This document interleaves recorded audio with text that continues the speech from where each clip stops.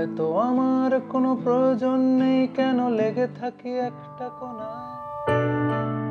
10 বছরে বদলে গেছে অনেক কিছু, স্বভাব, সম্পর্ক, বন্ধুত্ব, প্রেম, বদলেছে জীবনও।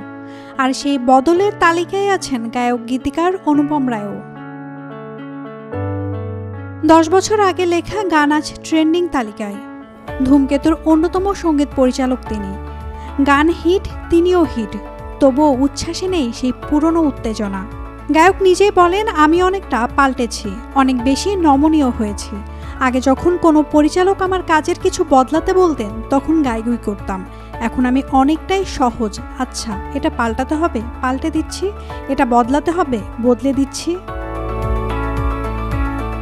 কেন এই পরিবর্তন? বয়স বাড়ার সঙ্গে কি কমে যাচ্ছে কাজের প্রতি টান, নাকি উৎসাহ কমেছে? উত্তরে অনুপম বলেন, অল্প বয়সে গানগুলোকে অনেক বেশি আঁকড়ে রাখতাম, এখন আর আঁকড়ে রাখি না। আমি কি ভেবে লিখি আর মানুষ কি সেটার মানে বের করে, তার চেয়ে যা ইচ্ছে তেমনই হোক। আসলে গানগুলো সন্তানের মতো হয়তো। আগে অনেক অ্যাটাচড ছিলাম, যত দিন যাচ্ছে তত যেন সেই অ্যাটাচমেন্টটা কমে যাচ্ছে। লম্বা ক্যারিয়ারে 700-র বেশি গান তৈরি করেছেন অনুপম রায়। এর মধ্যে মুক্তি পেয়েছে 200-র মতো। আর বাকি গানগুলো প্রসঙ্গে হাসি মুখে গায়ক বলেন, দেখি কার কবে কোনটা পছন্দ হয়। নাওমিন নাসরিন, ডেইলি সান।